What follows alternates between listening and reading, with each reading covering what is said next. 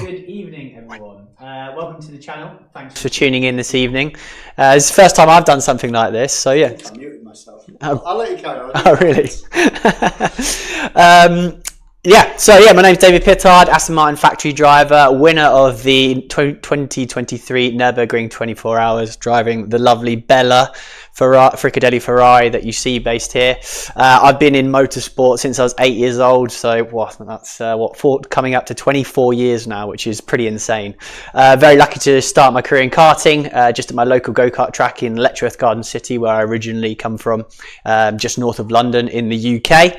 And from that, graduated into Rotax karting, and then into club level motorsport within the UK, Toyota MR2 Racing Series, the S Sport 2000 Series, Brick Car, and then I got on the Ginetta ladder from pretty much 2013 onwards in the GT5 class, the GT4 Super Cup on the British Touring Car package. That year I was mentored by British Touring Car legend Jason Plato.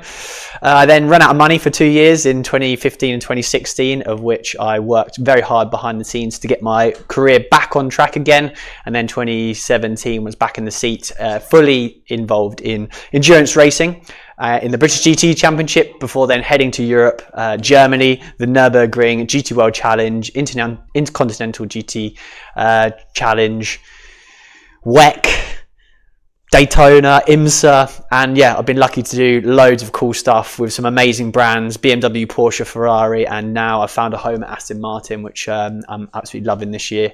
And it's been a pretty epic journey so far, which kind of brings us to where we are at the moment. You're gonna have to remind me of the questions you gave me as well. So I don't know if the video has changed over. Let me check. Yeah, you check. This is the first time for all of us here, guys, so just bear with us.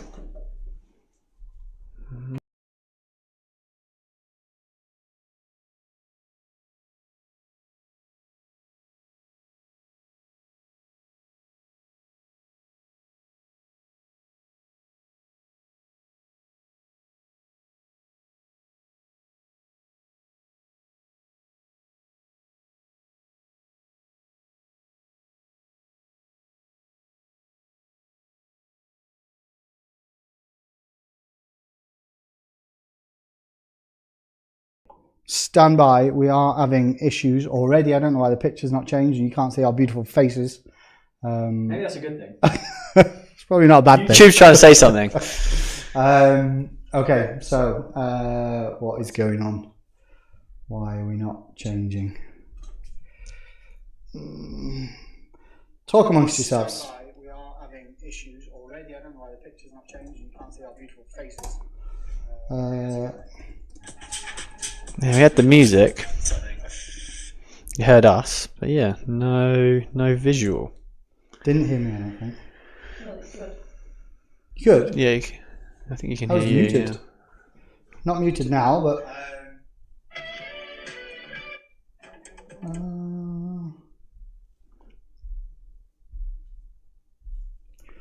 Check. Let's just go to.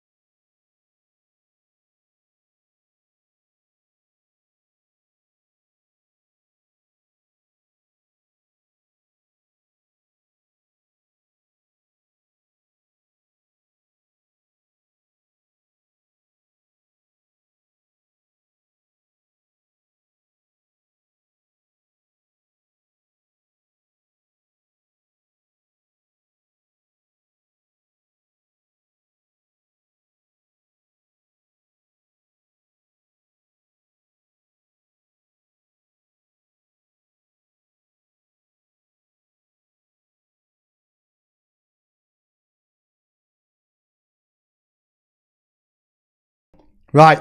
Apologise for that impromptu pause. So we've jumped into introductions. Hopefully you got mine. If not, then just drop a message in the chat and I can redo my message again. Quick introduction from Dave and a little bit of an overview of his career. So the question then comes is, who am I and how do we know each other and how have we come to be sat here with this setup doing a live stream for you guys? So I moved into my current house last year. And then shortly afterwards, across the street, we got new neighbours. So I live in Germany with my German wife. And then we got neighbours and we had a German lady move across the street. And funnily enough, a British guy. So obviously we were in the same situation. And then we ended up becoming quite good friends. And then what David probably doesn't know is he's one of the biggest inspirations for this channel and getting into the sim racing when he let me have a go on his rig downstairs in the basement, which was the biggest mistake he should have done. Very expensive. But yeah, so I don't know if you got anything else to add about, where we are and how we got here? Yeah, I mean, we live just outside the Eifel region of in Germany, which is just south of Cologne on the west side of the country, close to the Belgian border. And the Eifel region for our British viewers is kind of like the equivalent of the Peak District within the UK. So we're in the middle of nowhere. So which what makes it, I think, even more of a surprise is that I remember I was out the front moving into our house. We were doing lots of work on it, it was almost this time last year actually, and suddenly we started to hear English conversation coming from the house opposite, and my girlfriend's German, and we looked at each other and thought, like, what's this all about? And eventually our paths crossed, and we found out that we have similar hobbies, similar interests, and we've become very good friends as a result of it. Like I say, being out here in the middle of nowhere, middle of Germany, it's nice to hear a friendly voice, and also to share a bit of British humour, which breaks up the German humour a little bit as well, which is good. Yeah, and this time last year we were pretty much moved into the house, but we didn't know anybody, so we got to speaking with a lot of our German neighbours as well, and they invited us down for a Christmas market, which, as you can imagine, in Germany turned into carnage, which then actually leaded to me inviting pretty much the whole neighbourhood round to our house the day after. So the first time I actually met David was with a beer in our living room, and probably 99% German. So it was nice to actually. You'd almost ever since, really, hasn't it? Pretty much. We haven't got beers tonight, but we've got something else a bit different. But yeah, we'll come on to that later on. Yeah. So moving on. So in the chat we've got a few of you. So we've got a few questions already. I've got a few questions from the Instagram as well. So. We'll go over those a little bit later on. We've got to give a shout out to David Phillips, because I think after his very insightful message, we actually managed to overcome our technical difficulties. So I think if anyone has any IT issues, then drop David a message in the chat as well. I mean, he will Cheers, just tell you to turn it off and turn it back on again. So. And then I think we had a couple of questions from Yellow Excision, and if you want to jump in and just answer them now before they scroll too far off. Yeah, go for it. So, hello, Yellow Exige. He bought some driving gloves off of me a couple of years ago. That's how we first met on Instagram. I don't own the Elise anymore. I sold the Elise at the beginning of this year. It was always in the UK. I never bought it to Germany whilst I've been over here, which is, almost 4.5 years now. And it just wasn't getting used enough, so had to move it on. Great car, loved it, but it was now in the hands of someone else, so that they can enjoy it on the British B roads, as opposed to bringing it over here or anything like that. And if you haven't seen me racing so much this year, you need to pay a bit more attention, because I've had one of my busiest years so far. Aston Martin have kept me very busy at the Nürburgring. I've also been racing the GT World Challenge Endurance and Sprint Championships for Volcanos Motorsport and Come To You Racing, sort of the two factory supported GT3 teams, and as well as a little bit of historic racing, not so much as maybe as previous years, but have been around a lot. It looks like it's going to be better next year. Nothing's confirmed, as you can normally tell with motorsport this time of year. It's a silly season where everyone talks a lot at the moment, but normally things don't start coming together till January time, where you can really start to look forward to and think about things seriously. So thank you very much for those questions. And also, who else we got in here? We've got David. And then we've got to give shout out to Martin because, Martin, one of the Paul Ricard marshals. If you have been watching my racing this year, you would have seen that I set on fire a little bit in Paul Ricard at the very first GT World Challenge event of the year. And Martin was one of the guys that came running over with a fire extinguisher. So I owe him a lot. And they him and his friends very kindly joined me at Barcelona as my guests, as trying to give a small thank you, something small back to the marshals of motorsport, who are the unsung heroes of motorsport. You can't go racing without them. So big thanks to Martin, his boys, and all of the boys and girls in orange around the world. And I will also say thank you to Martin, because without him, we probably wouldn't be here today. So thank you very much. And also Yellow X Siege, Paul Busby, and Jonas Wagner as well. Thanks for the subs. It all adds up. So thanks for that. So I've got a few questions prepared. So I'll jump in, and then hopefully we'll get some from you guys, and we can make it a little bit. Hi there, Jonas. We can work through the chat as well. So one of the big ones for me is, as I alluded to, my inspiration for this channel came a lot from David because of what he does, and it's a pretty cool job, let's be fair. But what I want to know, I guess, is what inspired you to pursue a career in racing? That's all my dad's fault. So he was always a motorsport fan, attending the Grand Prix, Brands Hatch, that's how far back it goes, Silverstone, Zandvoort, etc. And that quite clearly instilled into me. He's an engineer, he's a petrol head, he loves cars, and one of my earliest memories is watching some of the early F1s with his old motorcycle helmet on my head, sat in front of the TV, and then watching the onboard and leaning with the driver as he went round whatever circuit we were watching. And it all stemmed from there, really. I was doing well at school. My parents asked me what I wanted to do. I wanted to go go-karting, and then the rest is history, effectively, from that, really. So that was the inspiration. That was always the dream. It's always what I love to do. It's literally my obsession. Outside of motorsport, I have very little else going on. So it is my life. It's what I eat, sleep, drink, and breathe, and that's always the motivation, the desire to achieve this and make it my profession, effectively. So it's been a long time coming, but I've loved the journey. I've learned so much from it, and it's made me who I am today. And now I really hope that I can, now achieve my long-term goals within motorsport. Mega. Well, I mean, I have a whole list of questions, but a couple that stem out of that one is what are your goals and your long-term goals, and what do you want to achieve? But also, if you didn't make it as a race car driver, where would you be? What would you be doing? Yes, good question. So long-term goals are the big 24-hour races for me. So that is Daytona, Le Mans, Nürburgring, and Spa. I would love to be able to win those. Not so fussed about overall with the hypercars and things like that. I love GT racing because it's door handle to door handle, it's action packed, and obviously with the aero cars, with the hypercars, it's still exciting racing. The WEC season for the past 2-3 years has been fantastic, and now with the new manufacturers coming in for next year and the year after, I think it's going to become even more amazing to watch as well. But just GT racing, you can really get stuck in, get your elbows out, which is why I want to achieve those goals in particular. And just basically leave nothing on the table as I leave my career. I want to sort of look back and say I did everything I could to achieve what I wanted to achieve and perform the best I can be, and that's all I can try to do. And then what would I do if I wasn't a racing driver? I studied at university. I did a motorsport engineering degree, so I'm sure I would have been involved in motorsport in some way, but maybe more as an engineer. I think that's probably where I would have found myself, still at racetracks every weekend, but on the opposite side of the fence. Mega. I will, Travis, hi, good evening, thanks for being here. And also Wayne, thanks for the sub, it means a lot, mega. Moving on then, I'm still waiting for your questions, because otherwise this is going to get boring. Listen to my voice, I have a very, very trivial voice. So moving on then, throughout your career, obviously you've had quite a long career so far of moving in from the UK and then over to Germany. So what do you think has been the most challenging race of your career, and why?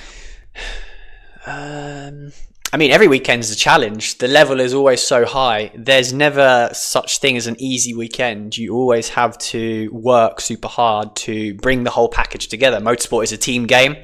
I couldn't achieve what I've achieved by myself. I have to have good mechanics, good engineers, good team managers, etc., that bring the whole package together. So we're all working super hard to, even at some of the historic racing that I do, you think, oh, that's sort of just club entry level or whatever. But no, there's a serious amount of effort and work that goes into that to get the reward we want. So every weekend's a pretty tough weekend, to be fair.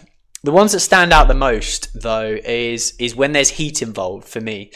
And the one that stands out is I was racing in Miami. It was my first professional race back in 2015, I think it was. I was driving a Ginetta, which is a British sports car manufacturer, manufactured and based up in Leeds. But those things, they say they've got like ducting, air conditioning and cooling, but oh god, they don't.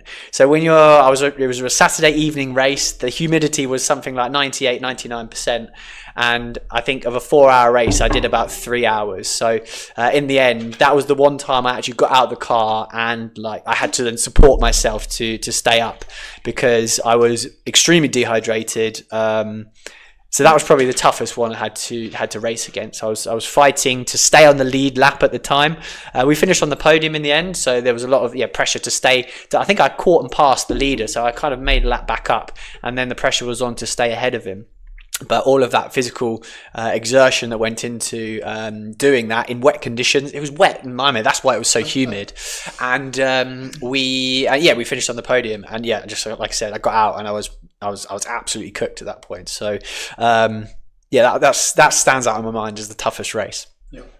Mega. And then, so moving on then, talking more about your career, what do you think has been like a defining moment in your career, or where you've learned one of your most valuable lessons, shall we say? For me, that was actually the years I didn't race was where I learned the most effectively, because I was very fortunate to be able to make my way up of the British racing ladder within GT racing, competing on the Ginetta, GT5, GT4 Super Cup Championship. And I then got to the end of that 2014 season kind of really on a crest. But at that point, I mean, yeah, motorsport is dictated a lot by money, by budget. It's not a cheap sport. And it's such a shame that does restrict a lot of people from entering and continuing their careers. There's a lot of talented drivers that unfortunately haven't been able to showcase their ability. But motorsport is as much a business as a sport. So in those 2 years, I taught myself to be a better marketer, a better accountant, a better salesperson. And in those 2 years, I chipped away. And 2 years later, I was able to then get back on the grid. I stayed within motorsport, so I stayed relevant. I kept myself busy coaching and things like that, and being seen as the semi-professional driver at the time I was and wanted to be. And that taught me just grit and determination. I think that's the big thing. I've always been super determined, but I've always almost been complacent that I've been able to continue my career as I did. But then as soon as that was taken away from me, I lost, as I said, that was my obsession, my passion. To suddenly then be on the opposite side of the fence, it drove me a little bit insane, really. So I needed to get back on. So I knew I had the ability when I was behind the wheel, but it was getting behind the wheel which was a tough bit. So I just taught myself, I retrained myself, I put everything I did into my motorsport on track to the off track, because I knew without that I wasn't going to get on track again. Grit and determination, and that comes on every weekend, really. Now I'm at the highest level of GT3 racing. The guys there are all amazing guys. Everyone's talented there. I think at this rate, who wants it the most, who's willing to work the most. I became a professional at 30 years old. There are kids that are becoming professionals at 20, 21 years old. So I feel like I'm still sort of learning. I need to learn quicker than these guys that have been racing GT3 cars for longer than myself, but that's part of the challenge. It's not an excuse, and that's what I love to do. Mega. So as a fun little addition to this evening, what we're going to do is it's that time already. We have snacks. Here we go. The eagle-eyed amongst you may have seen our little selection of additions right here. Oh my God, they smell amazing. We're going to go through each of these different flavors. We're going from what looks like black, but as you can imagine, we've got a green screen here, so it's the green bottle. But that is what's mild. So we're gonna start with a mild. We're gonna work our ways up, and we've got a few different chicken wings to have a go at while we chat, and just keep it a little bit. How are you with spicy food? I am terrible with spicy food. Oh, bro, I'm looking forward to this then. I am absolutely. I'm not horrendous. so bad, but I don't know. When you look at these things, they can always come round and take you by surprise. But Tabasco, I'm looking forward to see your eyes. Tabasco almost chokes me just as the Oh, standard. really? So Just as the standard. let's see where we go. Cannot wait. But we do have a question, so we'll go with that. But what I'll do is I'll expand on this question a little bit. So rather than saying, is it fun racing? Because I can attest to it being fun racing. Like what is the most fun bit as you race around? Is it like the competitive spirit and getting past people? Is it just going bloody fast around a track? Or is it something else? Yeah, that's a good question. And it opens up like to be a pretty huge answer. Oh, cheers. There's loads here as well. Yeah, there's far more than I expected. So, what I love the most, especially at the moment, is the battle to see how good I can be. I am striving every day to try and beat myself yesterday, effectively. And I must admit, if you asked me 10 years ago, 15 years ago, would I be in this position? Would I be living in Germany with my new German friend, who's also here in Germany as well, racing for one of the most prestigious GT brands in the world at some of the biggest races in the world? I probably would have called your bluff and laughed at you, to be fair, because it is so difficult to make it in this sport. But the enjoyment for me has been able to realize my own ability and just push myself to improve myself every single time I'm out on circuit, whether that's a test day, whether that's a track day, whether I'm coaching, whether I'm in the Aston Martin Vantage GT3 car. That's where I get that reward. I get a buzz from the process of becoming better. I will go into a little bit more detail that I love the door-to-door action.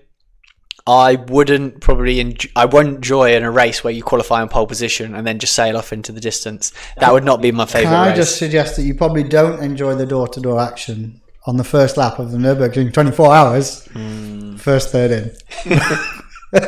Maybe not. Yeah, if anyone watched the Nürburgring 24 hours, you'll see that the first 5 kilometers of the 25 kilometer lap, I made strides to the front of the grid, but then I mysteriously vanished when people did go quite literally door to door with me, and we were then severely compromised, and our race was done. So thanks for that. For that, you can go first. Right, let's dig it. Have you got enough sauce, mate? I've got loads of sauce. No, you can have some more after a comment like that. I could even feel it making my eyes water as I poured it. Yeah, I can smell that. There we go. Habanero. Jalapenos.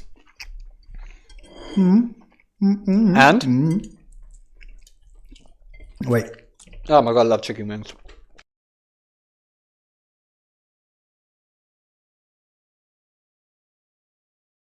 ASRM of us eating chicken wings at this point. Yeah. So,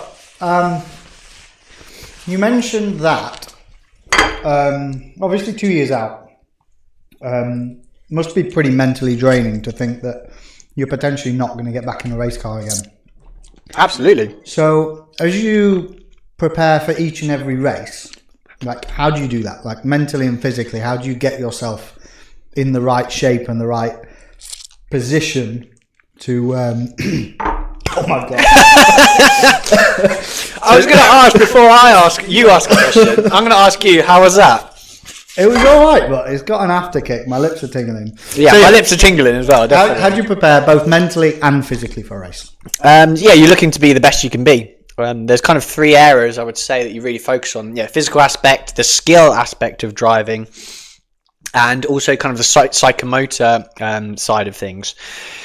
So I am constantly assessing myself every weekend. Every race weekend, I will assess myself. I'll score myself on a certain number of points And that ranges from how well I prepared. Did I watch onboard video? Did I? Oh yeah, it's getting a bit warmer now. Yeah, tip of my tongue is tingling. I then will obviously create a plan for that weekend. You okay, mate? Yeah, I'm good. I will then prepare a plan for that weekend, and I will then do my best to execute that plan over the weekend. You're always learning when you're at the circuit as well. So how well did I learn? How quickly did I learn? Did I apply this technique? Did I apply that technique? Was I absolutely maximizing my braking? Was my feedback good to the engineer? So literally you almost take every single aspect of what makes a professional driver, you list them out and you score yourself on how good or not you are on them. And obviously the idea is to try and get 10s across the board effectively. So it's what we call kind of a plan, do, review. So you plan what you're going to do, you do what you're going to do, then you review what you're going to do. And it's just that constant cycle, again, of trying to self-improve effectively. So that involves I'm doing a lot of physical training. I find that cardiovascular and endurance training for what I'm specifically doing. I'm a 24-hour specialist, I would say, for where we're in the car for up to 3 hours at a time. People have driven 3 to 6 hours on a autobahn or a motorway, but this is a different type of driving. You are literally, if you think about how you focus, for example, maybe if you're doing a particular skill, that golfer is quite a popular sport, isn't it? That focus that you're applying for that second or so in which you set the swing up, make the swing and execute the swing, you're doing that constantly for up to 3 hours at a time effectively. Anytime you have a lapse of concentration, you are potentially risking your life, you're risking other people's life, and more importantly, you're risking your own race. So you have to stay focused for all that time, and I believe being cardiovascularly fit makes a big difference just for those stints and for a whole weekend as well. For me, there's a small amount of physical training. The GT3 car will pull about just over 2G in terms of braking and cornering, and that's not super physical on the body. It definitely takes its toll. We're pushing about 80 to 100 kilos on the brake pedal at maximum brake pressure, so that takes its toll on your braking left leg, for example. It's not like in Formula 1 where you have to build up your neck. You do have to be race fit, and normally over the winter you feel it in that first race. You think, it's quite tricky to train your neck, but you do feel that after the first weekend once you've jumped out of the car for a double stint. As you mentioned earlier on, I have my sim rig back home, and that's effectively like an esports rig. I don't believe in the gimmicky motion rigs and things like that. It's your esports rig. So it's a big wraparound screen. I've got the Fanatec DD2 wheel with the V2 wheel on it, Heisenfeld pedals, all on the SimLab rig. It's been a while since I bought it and put it all together. So that's my kind of setup, and I'm on there every day, quite literally. I probably dedicate about 5 to 6 hours of training per day for my craft, and that's what it is. You sometimes get sort of slightly frowned at because it looks like you're just playing a game, but I don't treat the sim as a game. The sim is a training tool for me. I'm not training to be as quick as I can be on the sim, where I know you can exploit the game to be faster, but that's not going to help you when it comes to real life effectively. So jumping on the back of that, obviously two of the most famous race car drivers that we probably know at the minute is Lewis Hamilton and Max Verstappen, and they clearly I was being a bit brave there. They clearly have difference of opinion, whereas Lewis Hamilton doesn't jump on the sim at all, whereas Max Verstappen, as we famously know, will do a 24-hour race and then go do a Grand Prix the day after. So what do you think? Do you think that is another one? Do you think that's the difference in their, that's good, lad. Their quality and ability, or do you think it's just a generational thing? I was literally about to say the same thing. Generational. I mean, Lewis, I grew up watching Lewis. Was he mid-30s now? 38? He's my age, so he's 38, something like that? Almost 38. Almost 38. Yeah, he's 37, 38, isn't he? Yeah. So, I mean, I think simulation was becoming a thing at the time in terms of... I like spicy stuff. Well, maybe I'm being a bit cocky now because we've still got 3 to come. I mean, this is the mildest of all of but it's pretty good. And the wings were banging. So I believe that Lewis learned to be on the sim through he had to be on a professional sim for it to be any use, because when he was kind of Max's age and being brought up in his mid-teens to late teens, the simulator technology wasn't as good as or as accessible to what we have available to us at the moment. So I'm sure Lewis has been described as one of the most like naturally talented drivers, and I think that's what made him stood out through his junior career when he first joined into Formula One, and he's almost been in contention for the championship every single year and operates at such a high level that's hugely impressive. And yeah, Max represents the next generation where he can be. What's so impressive about him is he can perform at a world-class level, literally the world's highest level in a Formula One car, and then in the same weekend perform at the highest level of sim racing. I believe that I'm a very good professional driver within GT racing, but when you look at what the sim guys are doing in terms of their pace, their ability, and again, Max is able to switch between the real thing and sim racing. He's able to master both these skills, and I think that just highlights his ruthlessness to his craft, his dedication to his craft, and that's what makes him good in all those situations. Yeah, for sure. Right, jumping into the chat, let's just have a good catch up with the chat. So what is the worst model or car you've ever professionally raced in? So the worst one you've raced in. The worst one? They're all good cars. 4 wheels and a steering wheel. That's a harsh question, actually, to be fair. The worst one.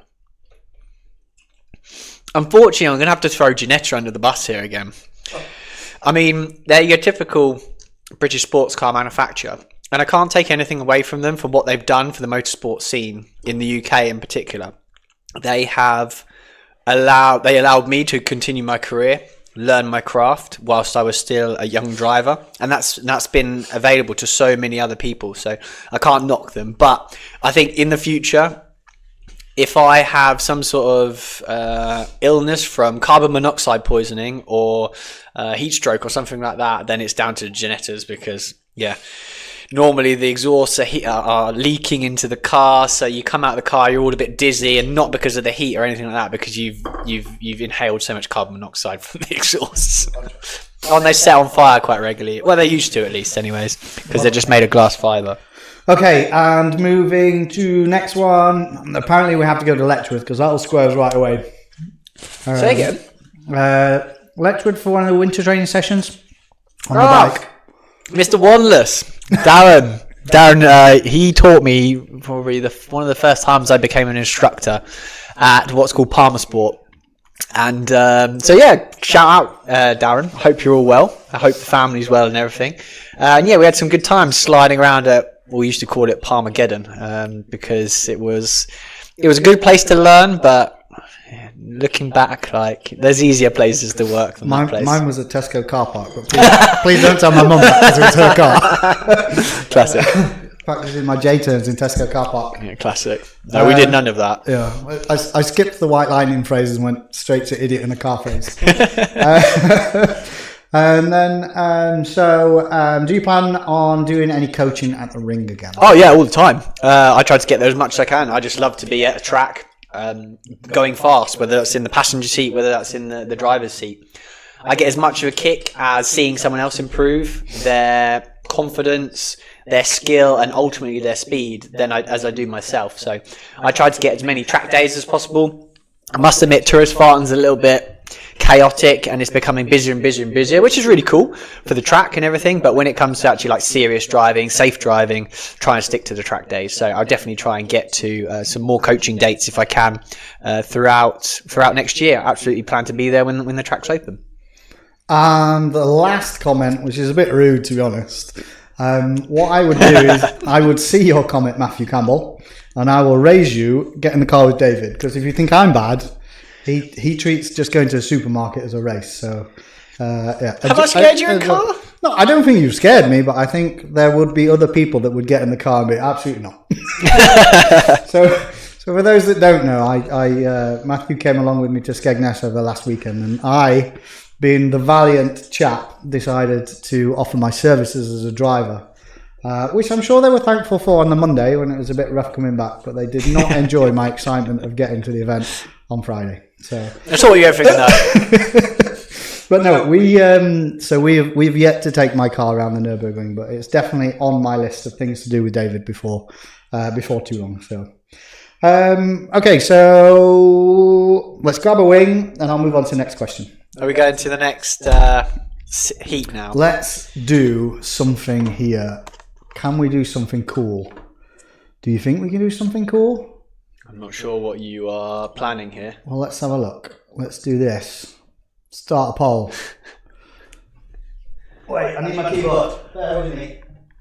I have no idea what Lawrence is planning this It's point just here. a poll. It's just a. We've been planning all day, and now he's just coming out with something completely left field. Ah, here we go. Next heat. Let's leave it to the audience. They can decide. Green is down.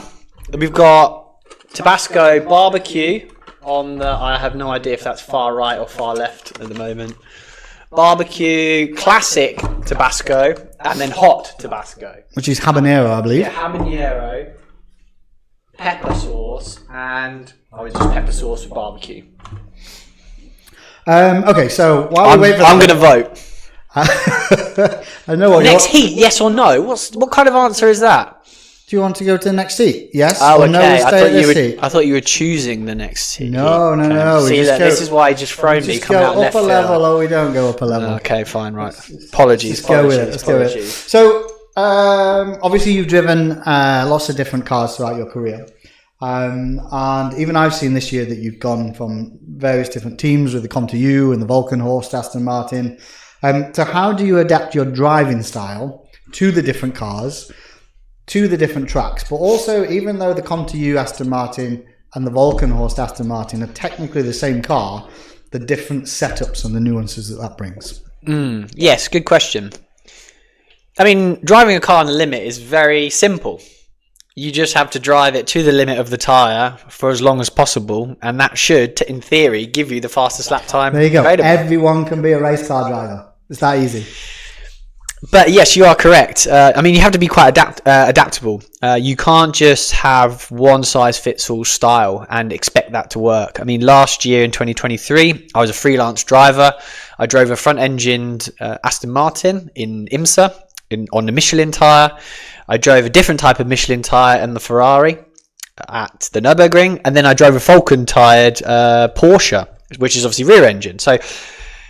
But I was able to, pretty much win in all three of those cars. So again, I just think as a racing driver, you have to be as adaptable as possible to be able to jump into any situation that you've been given, different car, different tyre, different track conditions, and then just learn. And at the end of the day, you're still just trying to push the car to the absolute limit of grip for as long as possible.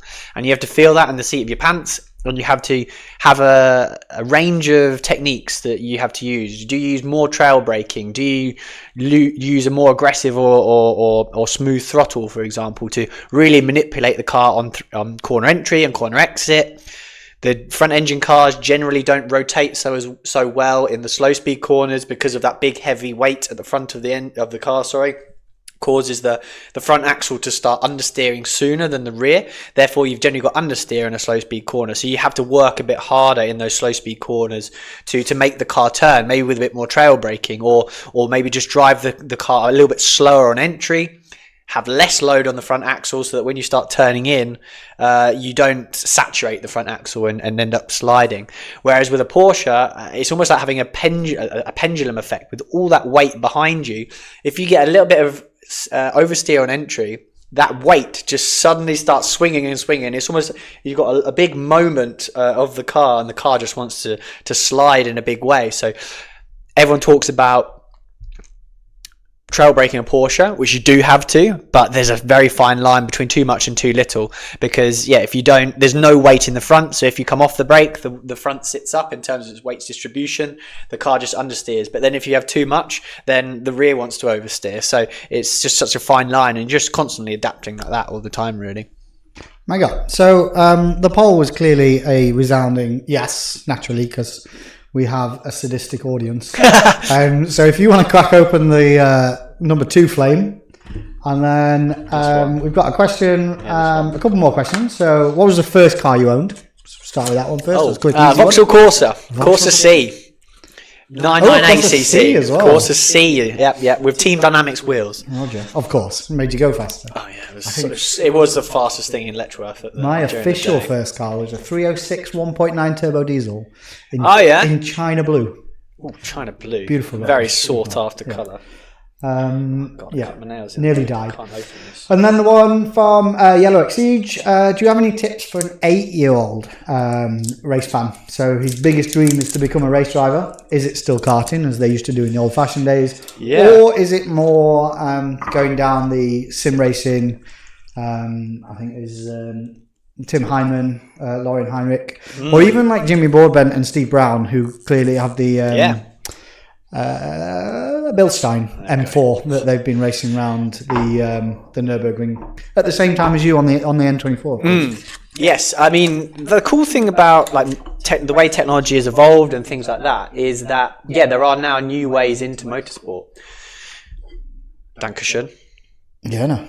And that's the really cool thing about that is it makes it more accessible to more people. So the traditional route is your karting route, and for me, like you learn a lot in karting, and it's worth doing from a young age.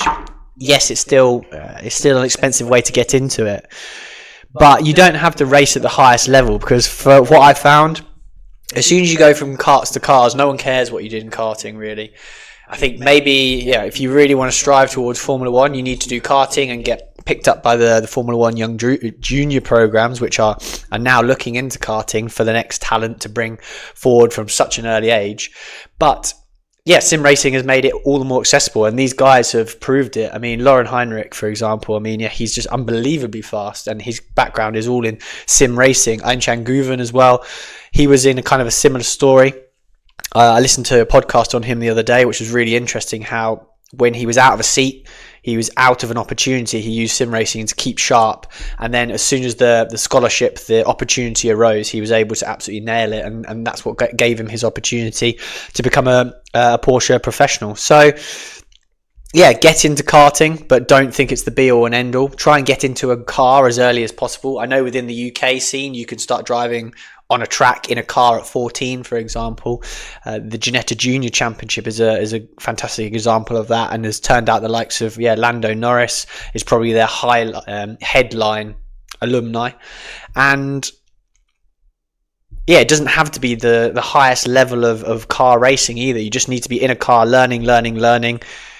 The more you can build up that skill driving a car at a young age, the easier everything's going to become sort of later on. And at that time, you need to be learning all the off-track stuff to then give yourself the opportunity to work the business side of motorsport, build your network of contacts, and then obviously work as hard as you can to then put yourself into a position where you're going to be a professional in the near future. You make it sound so easy. But so on the flip side of that, if let's say someone wanted to improve or they want to get into racing, like what is the critical skill that a racing driver needs to have? It's that ability to understand the envelope of grip, the grip circle that I've spoken about earlier on. The ability to maximize a tyre's grip in all scenarios of the corner, effectively. And that comes down to a lot of things. Smooth driving style. Smooth is fast. You can't overwork a tyre. You can't shock load a tyre, because you're potentially if you turn in aggressively, if you brake too aggressively, accelerate too aggressively, you suddenly put so much load into that tyre that you then exceed the level of grip, and then you're dropping off the other side.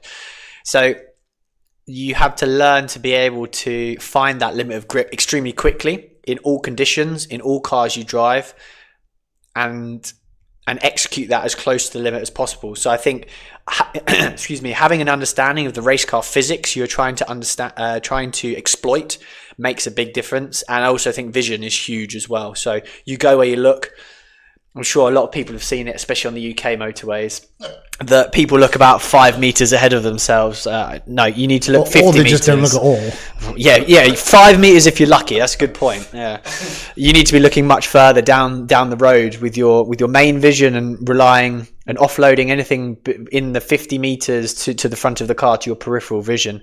And that takes a skill, because you're effectively it almost feels like you're driving blind to start with because you're looking so far ahead. But once you start to train that skill and develop those pathways within your brain, you begin to trust it, and then it becomes instinctive, it becomes natural. I noticed that was a particularly long answer. I think he's trying to put off this next. Oh, I can't wait! Come on, crack on. Let's go. Let's go. Let's see what happens. I'm interested to see what this heat difference is going to be now.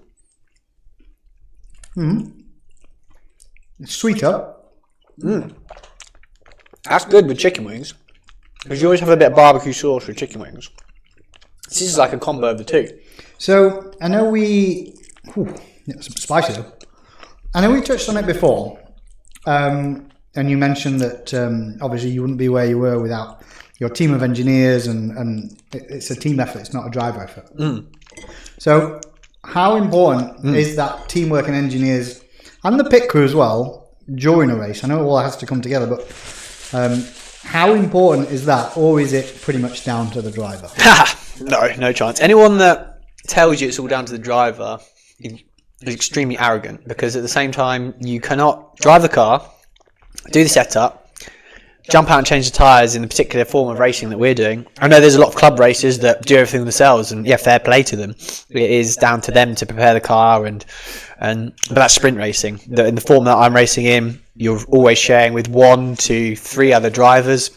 I'm working in a team that normally there's about 50 people that come to a race weekend, for example, that are all behind the scenes. And if you can't find a way to communicate together, then you are immediately on the back foot, because if you're not learning together, you're going backwards, basically, because everyone else around you will be learning and improving all the little elements of the team, and going faster is the end reward of all of that learning, effectively. So if you can't learn together, you go backwards, effectively. So yeah, communication from all particular areas of the car, communicating to the mechanics about the ergonomics of the car. Are the mirrors correct? Is the seating position correct?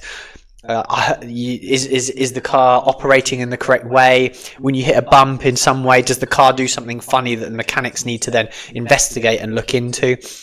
Then it comes to the engineers, who will then adapt the setup of the car, and again, you have to be extremely clear with those guys.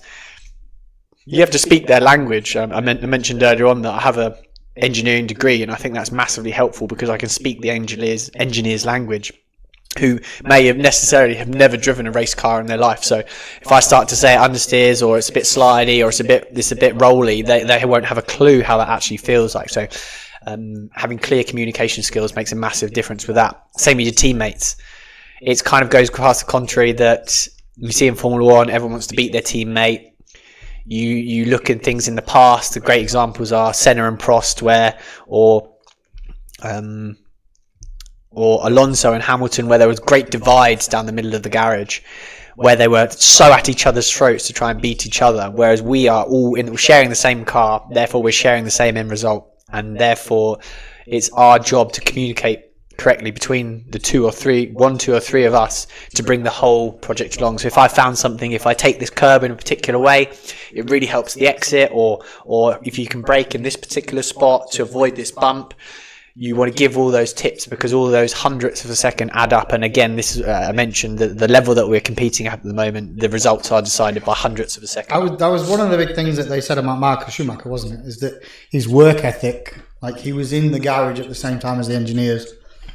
And driving the engineers on. Absolutely. Right, jumping across. So we did have a few questions prior to the live stream that came in from Instagram. Don't know if you saw my post. If you didn't, where can we find it? If you didn't see it, then check out LT Racing 24, as you can see on the screen, if it came up at all. But I've got a couple of questions. Or David _Pittard, obviously, of course, on Instagram. Thanks, Cara Ali, for the sub. But I'll jump on a few of these questions. So, which car is more extreme, the Vantage GT3 Evo or the Ferrari 296 GT3? And that comes from Max Herberg. Thanks for the question, first of all, Max. The more extreme car is definitely the Vantage. It has a lot more theatre about the car. So the noise on the upshifts, the crack of the upshifts when you're changing gear, the turbo noise is so much louder with the side exit exhausts. You're the exhaust exits just behind the front wheel, sorry. So you hear all of that whilst you're in car. So there's a lot of theatre within the car. It's more extreme because you have to drive it a little bit more extreme. It's good in the medium and high speed corners, but then coming into the low speed corners, it can be a little bit feisty, as we mentioned. You're fighting between understeer and oversteer. And as a driver, you're always trying to counter that to optimize it the most. Whereas the thing I found with the Ferrari was actually, it was on rails. It was a fantastic car to drive. I think with the slightly shorter wheelbase of the Ferrari versus the Aston Martin, the central engine as well, making the weight distribution a little bit more even, as well as the advanced aerodynamics you'll see on the front splitter area, it really it starts to excel in all areas, really. I still think the Aston is more stable at high speed because of its aerodynamic efficiency. It's slightly longer wheelbase. It's naturally a more stable car. So it's more stable at high speed, but it's less stable at low speed, and that's why it's more extreme. So I've actually driven both of these cars on ACC. Yep. In the tournaments that I run on a Thursday. You can catch on LTR_M4 on YouTube for those. The new season has just started today. Unfortunately, I've had to miss the first race for obvious reasons. But from my experience, the Ferrari was terrible over the curbs. And I agree that the Aston Martin is almost like the go-to beginner car because it's so stable and easy. How realistic is that taking from a game, which is probably one of the most realistic driving games out there, up there with iRacing? So taking those comparisons into real world, how realistic is it to get that real feel in a sim? That's a very good question. I always describe the sim as being sort of 90% accurate, really. You never can replicate that real seat of the pants feeling. I mean, I've driven some very advanced 7-figure, 8-figure simulators, and even they struggle to replicate the same sort of forces and agility that the real car or a sim would try to replicate. You okay there? Oh, yeah, nose is starting to go. So the cars do have similar tendencies. That's a good question, really, because ACC does. I mean, driving the Aston, it's quite benign, it's quite understeering, low speed. That's why I think it's a bit of a beginner car, because you're not going to lose the rear or anything like that. And as you mentioned, a slightly shorter wheelbase, maybe slightly stiffer car. I mean, the engine is still in the rear of the Ferrari, or closer to the rear. So again, any bump that unsettles the car, the pendulum effect is going to take place, and you're going to find yourself spinning. So those physics are represented in sim racing, but it is that last 10% that any sim will struggle to achieve versus what's in the real life, really. But it certainly gives you an idea. So while we're on sim racing, we have another question from Lars Divan. What's the best sim racing team on iRacing? Oh, shout out Lars. Obviously affects simulations. Big shout out to those guys. I saw that Paul subscribed earlier on. Paul Buzz. He's those guys look after me a lot because I am such a noob when it comes to online sim racing. They sort out my PC technical issues. They have me along for the big 24-hour races, Daytona, Nürburgring, Spa, that I try to do in the off season to try and keep busy, keep sharp, and have something to focus for. So yeah, big shout out to Effect Simulation and all the boys that look after me and carry me, because they do carry me, because they are quick and their backs must be sore from carrying me through the results. So next one from Eurizova. What was the biggest obstacle you had to overcome to be where you are today? The big dollar. The big dollar. Yeah, I mean, when I hear about the kids these days trying to make it in motorsport, it's gone up eye-wateringly more than what was available when I was trying to achieve it. Unfortunately, that is the biggest hurdle. I've always believed in my ability. Whatever car I got in, almost immediately I was on the pace.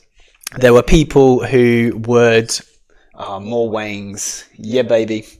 Big shout out, Sophie. Thank you very much. Fresh wings. As if the first lot wasn't enough. Yeah. So now we've got another poll, haven't we? What do we go with these wings? And what's the difference in these? So these are mild wings. Mild. So mild with the 4 different sauces, and then these are hot wings. Oh, here we go. So hot wings with hot sauces. Here we go. These are like the cream of the crop if you're into your spicy stuff. So are we sacking off the original wings and going straight for the hot ones, or are we going to complete the challenge? God, it's almost 10 o'clock already. I know. God, I can talk, can't by. I? Yeah. We've got a couple more questions from... so basically, the bottom line is money. Once you've got money, it's a way in. Yeah. So unfortunately. We've got a couple from... do I loop back to this one? In fact, before I jump onto these next few questions, just on the back of that one with money, is it actually possible for people to get into racing that don't have money or they don't have access? Is there like funding programs? Is there ways in like the YouTube streamers like I mentioned earlier with Jimmy Broadbent and Steve Brown, who technically started with nothing and they built up an audience, they built up a follower on sim racing to then transition to racing.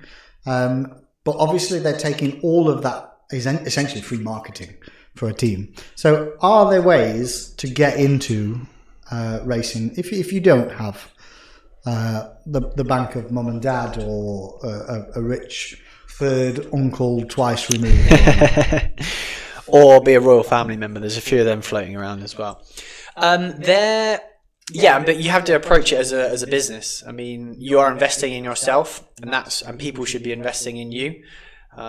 It really depends on what they want is the return that you give back to them. Long gone are the days where it's just a sticker on a car. What you mentioned is a fantastic example of Jimmy Broadbent, who's really probably the pioneer of sim racing YouTubers turned real life racers.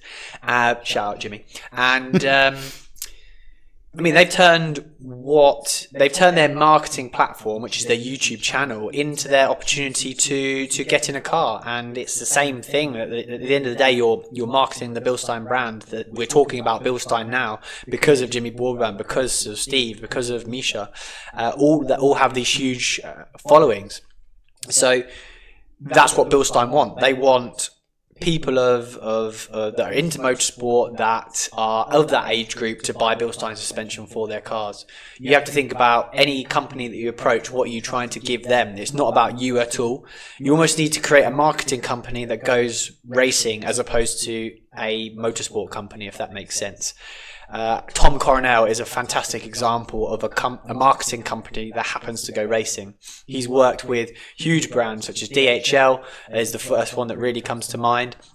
And yeah, he's providing a return. I have no idea what he's providing for those guys. I don't know what goes on behind the scenes, but clearly he's providing enough of a return to DHL, a huge worldwide brand that puts money into his race team for him to go racing. And yeah, that's what you have to do. You have to work out the wants and needs of the market, create a product for that profits you to then get in a car, get behind the wheel, and then it becomes a sport after that, which is the crazy thing about motorsport is you've got the business side done just to get to the starting grid, and then you have to perform and be a professional sportsman after that. So it's going to take everything that you want and need, from just grit, determination to make it happen. But yeah, people are making it happen, so why not you? Start asking yourself why not you, as opposed to why can't I get the opportunities or anything like that.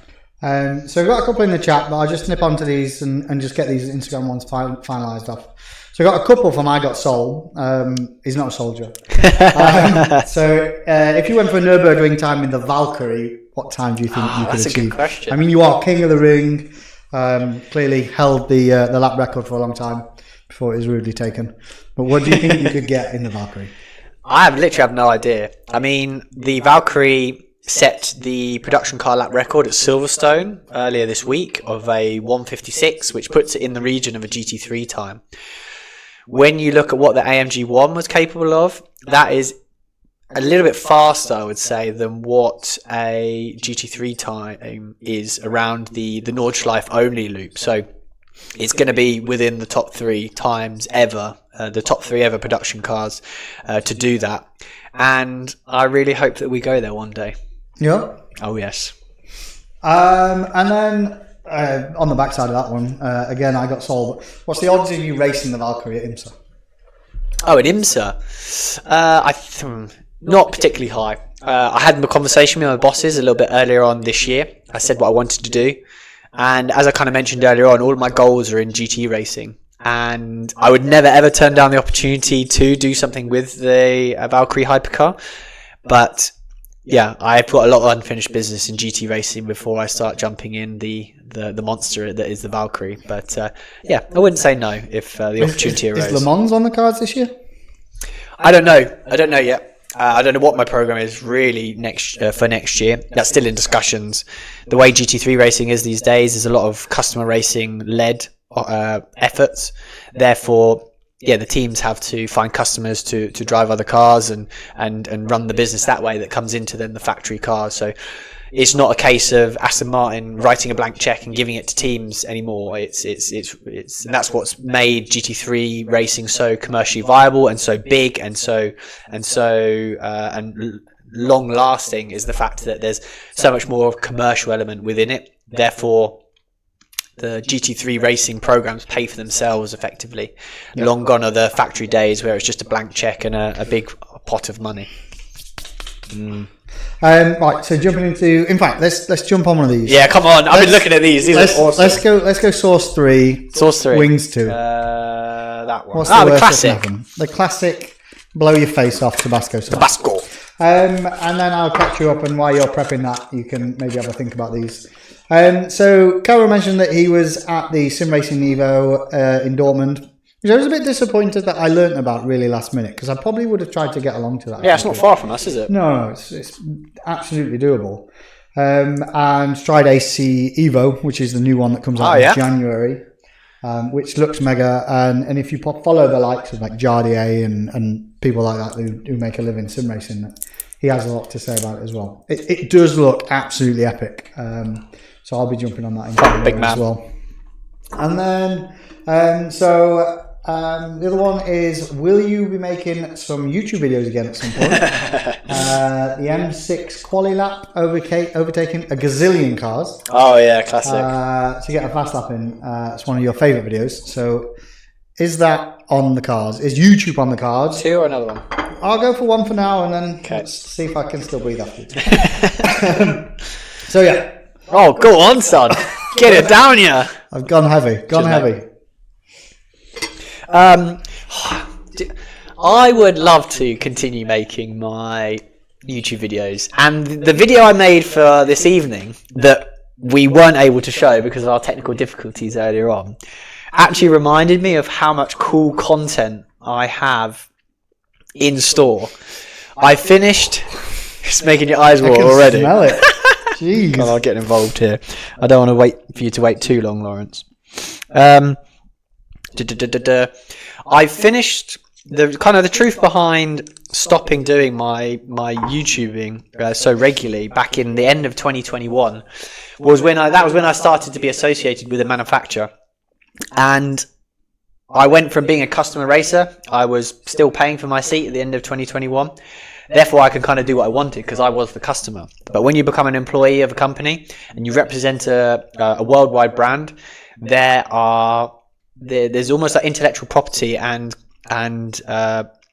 private information that you don't want to broadcast to the world on YouTube effectively. And I'm a kind of guy that I'm all in or nothing. And what I love to share was my onboards. I felt that there wasn't a huge amount of people doing it, as well as my vlogs, because I was able to share so much in those vlogs, and I enjoyed making them because it's almost like a video diary. And I still watch my own vlogs like back now, and I think, man, I can't believe I am where I am now versus where I was there, for example. The passion, the desire was always there, but I mean, I've become so much more and achieved more than what I thought was capable. So it's fantastic to watch back that journey.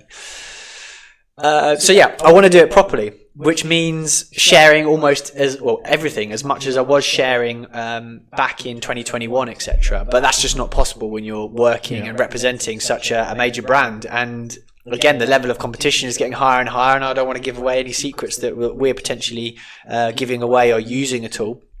to get a result. So yeah, like I say, I'll have to have a word with my bosses and see if there's stuff, because I've got stuff from 2022, 2023 that I could push the button on, but I just don't see. It just doesn't. Yeah, I don't want to upset anyone and obviously ruin what I've created just for the media aspect.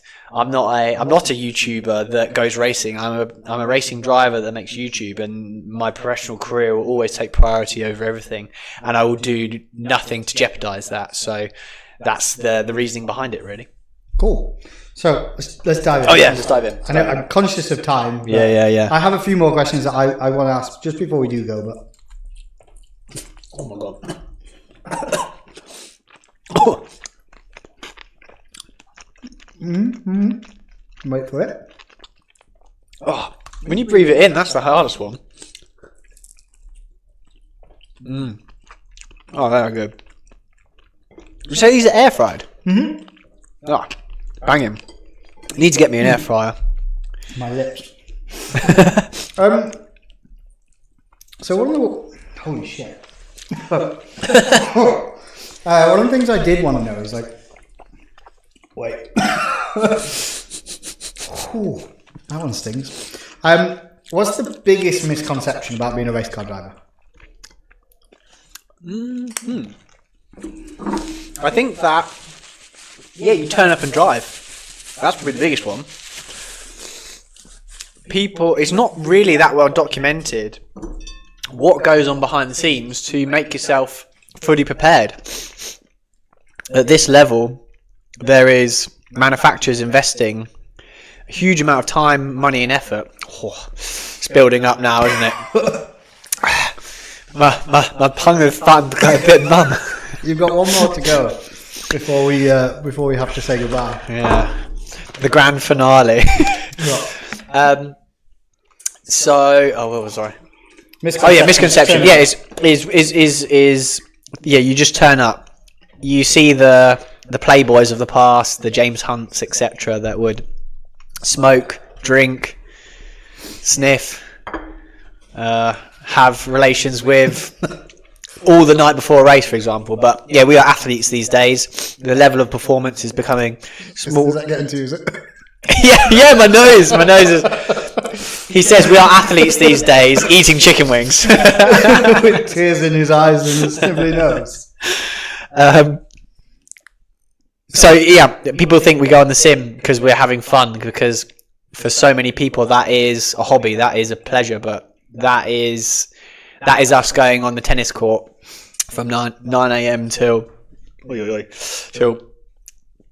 the afternoon, or it's being down the gym in the same way that a marathon runner or something like that, putting in those miles. It's a combination of all those, really. So it's not well documented. Yeah, how much goes in behind the scenes, how much effort goes into that. And the other one that I really wanted to know, obviously, people have probably maybe seen on your Instagram that you've been driving the electric car. Manufactured by the Chinese company. So how do you see the future of motorsport evolving, and especially in that area with hybrid cars and electric cars clearly taking a precedent in the production market? Yeah. And do you want to chuck me out of the box and I'll open it up ready? Oh, here we go, straight in. I've been very lucky to drive the Xiaomi SU7 Ultra prototype car, which we were able to set one of the fastest production lap records, which is the fastest four-door saloon around the Nordschleife, with plenty more to come. Typical racing driver excuse: the track was wet, we were on slick tyres. Hopefully we will be back next year to really exploit the full potential of the car. That is electric power. What I like about motorsport, yes, it's a sport, yes, it's a business, but it's also a real life testing lab, effectively.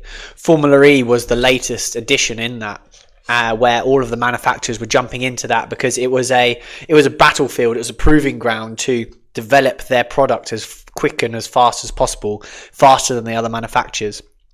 And that electric is it was trendier a few years ago. It's not so trendy anymore because people see that I think electric cars are the stopgap before I think synthetic fuels or hydrogen power come into being the forefront of automotive technology.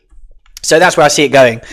The hybridization, the electric racing is all sprint format at the moment. It's not endurance. And I think endurance is the most relevant to like real life driving, that you are putting hundreds of kilometers on a tank of fuel, a battery, a hydrogen cell, or whatever. So, and then there's so much that comes with that. The whole, how do you fuel a car? How do you fuel it quick enough that you're not stuck at motorway services for hours on end and things like that? So, long story short, I think, yeah, electric is a stopgap for now. Hybridization will try to maintain the efficiency of the internal combustion engine for as long as possible before something like hydrogen or synthetic fuels then take over in the longer term. Yeah. Right, let's jump on these. Let's get this last sauce in. Oh, that one looks like a sticky one. Let's go for it. I'll let you choose your weapon of choice and load up on the sauce. What else have I got? So we've covered off advice for people up and coming and what they could do if they wanted to get into racing. But on race day, do you have any like superstitions or any rituals that, oh my god, it's that hot, it's too thick to come out of the box? Yeah, have you done this on purpose? No. What have we got? Have we got a toothpick or something? You just have to shake it. You have to give it a good shake. Have you got any rituals or superstitions that you do pre-race? Yes, plenty. So what I study, again, this is what kind of goes on outside of a race weekend that people don't see, is I am constantly trying to perfect my pre-performance state, which is the state of mind that you approach any form of competition in, and you're trying to replicate that as good as you can. And you want to almost be a robot. You want to remove the emotion from it. You want to remove the pressure. I mean, what is pressure? Pressure is what you put on yourself, your expectation of what you want to achieve. But the way you can create a pre-performance strategy will allow you to approach a test session, a qualifying session, the final stint in a 24-hour race, all in the exact same mindset, effectively. So I'm running through a certain set of procedures that bring me onto a constant level that's not too high, where I could potentially overdrive the car. I could make more mistakes, or if I underdrive the car, where I'm not exploiting the full potential of the car itself. So there's plenty of that. So I have a physical warm up. I need to get the blood pumping. I need to get the body activated, ready for combat, for competition. I will have a stretch. That's generally good for my long-term physique. The race car is quite an unergonomic place to be, the way you have to crawl in between the roll cage and things like that. And it can generally be quite an uncomfortable place to be. It's very warm. So you have to, I think, be quite flexible. You have to your body has to be ready to put itself into that. When you're doing 15 seconds, 14 seconds driver changes, like, again, you have to be ready for that kind of quick, explosive movements. There's a mental warm up. I like to juggle. That gets my hand-eye coordination going. I'm looking at the path of the ball as it's traveling through the air, whilst I'm moving my hands accordingly. So again, what we mentioned about having your kind of primary focus and then your peripheral vision. I'll then go through a series of mindfulness exercises where I focus on my breath, I focus on my breathing, I visualize my targets that I want to achieve in this particular session. So key points that I want to, and I'll visualize myself achieving them and succeeding in them. That obviously give me the confidence that I want and need for this particular session, so that when I leave the truck, walk to the car, I'm the most confident I've ever been, but I'm not overconfident, and I'm not like doubting myself. There's no anxiety in what I am about to try and achieve. So there's a lot of that goes into that, and it's almost one of the most important things. That the higher level I get to, the more I believe that separates successful to non or less successful drivers. Roger. Let's go for it. It's you could be getting away with it here. You know. Oh, there we go. Oh, there we go. It's coming now. It's just. Oh my god. Oh dear. Oh jeez. That is a lot of sauce. Right. Good So I luck. have to give it a little tap on the bottom. Vil Gluck, as we say. Oh, here we go. Oh yeah. Get it down, your son. This one is actually a bit scary because I am absolutely terrible. Smell beforehand. Oh, it doesn't even smell good. Go for it. Right. Bottoms up. Prost, as we say in Germany. Prost. Cheers.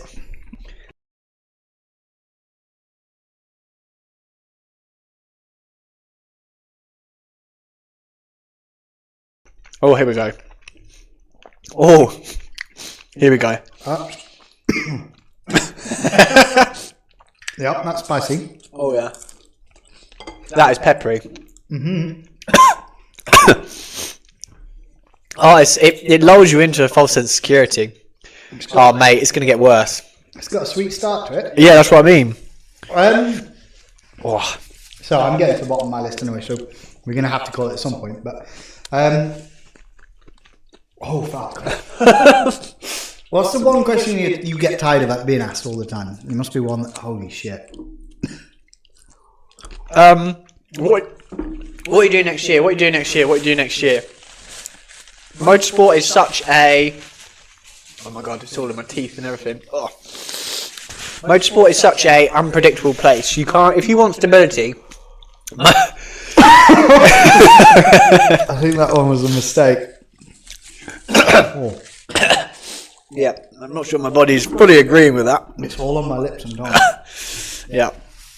Quick pause. Quick box. Box.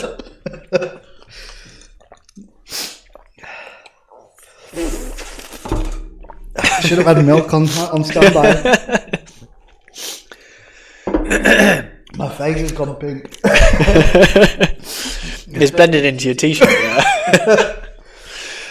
Yeah. What are you doing next? Like, what are you gonna? What? Yeah, like I said, if you want stability, motorsport is not the place to be. I could get a phone call tomorrow, and I could be on my way to the opposite side of the world, or I could get no phone call and not be in the car until August, for example. So, when people ask me, yeah, what's the plan? And it's you have to be prepared for anything that could happen, and because anything can happen in motorsport, for good or for bad, but you have to be prepared for everything and have a backup plan. You have multiple plans going on at the same time. There's so many times you have to juggle situations that are pretty tricky to juggle, but you have to do that until you can commit to something because you know that's going to be the right thing to do. So, yeah, most annoying question is, yeah, what's going on next? I don't know, not sure.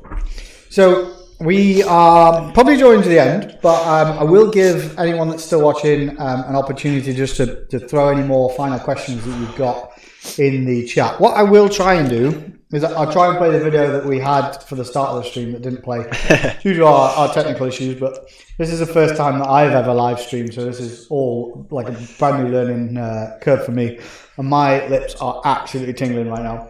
Yeah.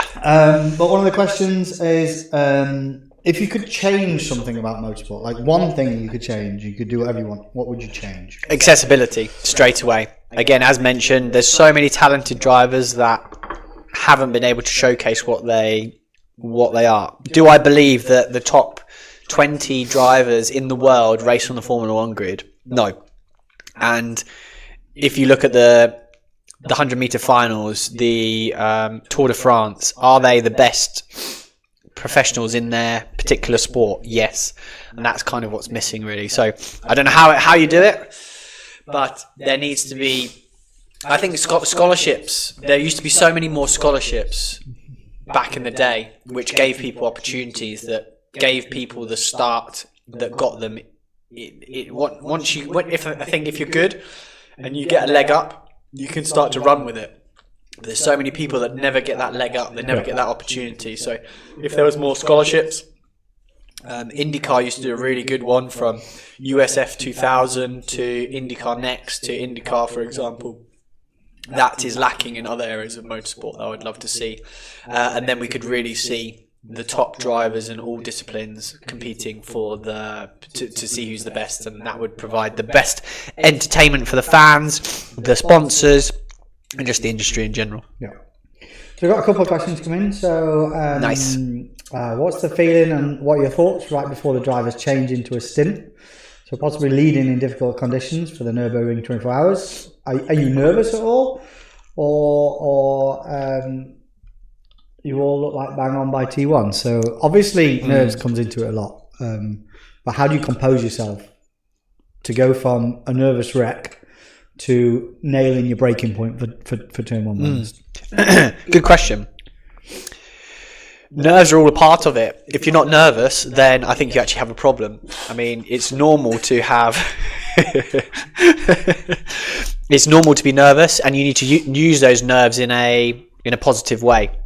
You need to be able to use those nerves to psych yourself up. This means something to you. Therefore, you want to give your all. You want to give everything to it.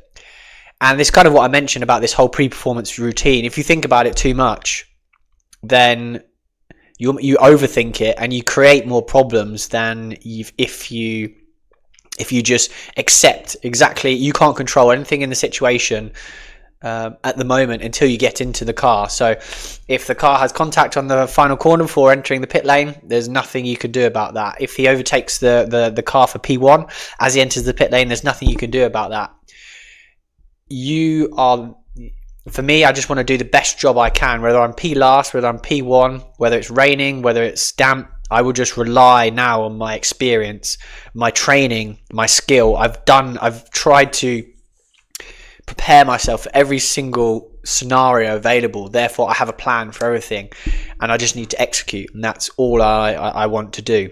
So as you say, that we're all on it from T1. The margins of winning and losing are so small that you just drop into your autopilot as you pull away from the pit box. Get yourself comfy with the belts as you roll down pit lane, pull off the pit limiter, and then you're robotic.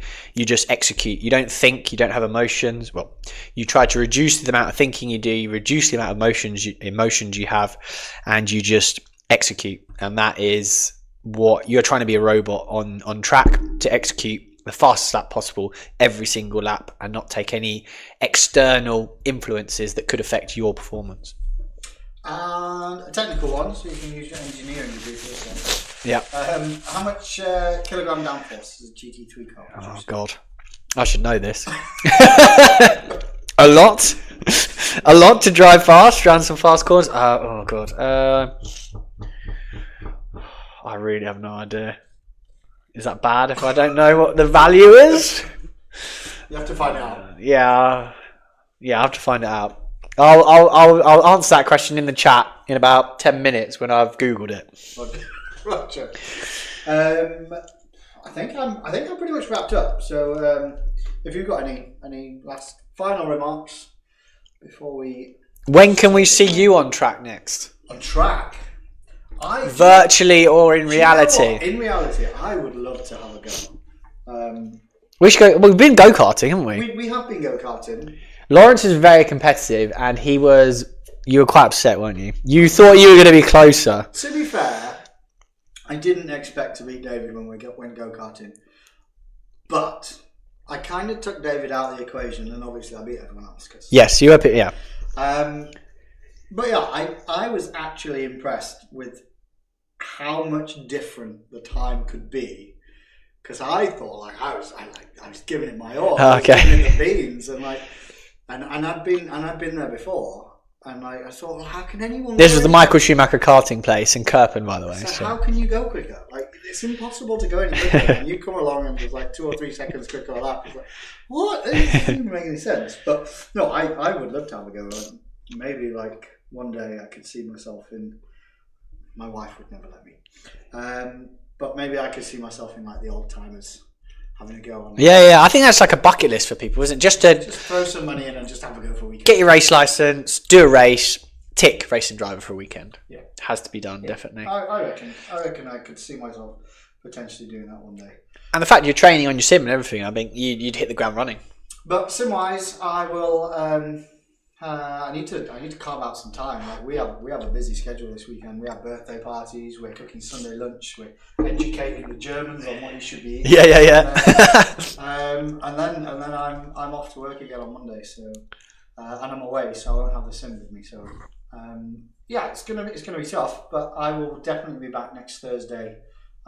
Worst case scenario, I'll be in the sim, racing AC3 in the Rookies League, to hopefully not make a complete hash of it. So I'll be back on Thursday, and I'm in two minds. I either live stream it or I make a video and do a video afterwards. But let us know in the comments. Yeah. Do you want live streams? Do you want kind of race reviews? Or? We can do a race review. We can do an overview. We can do a highlight video. We can do a full race weekend video.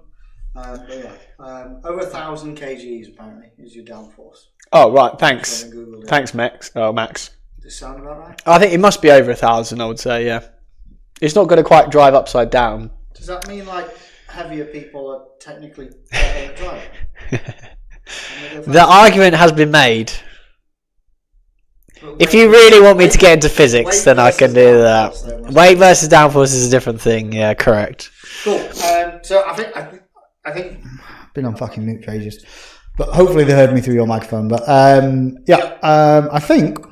I mean, unless you've got anything else, there's nothing coming through the chat. So I think the chat guys. I think we've exhausted everyone, haven't we, with our testing away? So no, it's been good to be here. Thanks for having me. We're 10:30 now, so no, thanks for being here. It's been absolutely mega, and this has been fun. Which I knew it would be. I knew we'd just have fun with it and have some chicken wings. And yes, the table's turned into absolute chaos right now. Chat and see where we go. So, thanks for everyone that tuned in. Yes, it was mega having you all here. And yeah, hopefully we can do something similar again in the future. I don't know what that will look like or who it may look like with, but I will do my best to do something because I've had a whale of a time doing this. So I will try and play the video. I don't know if it'll work, but thanks for watching, guys.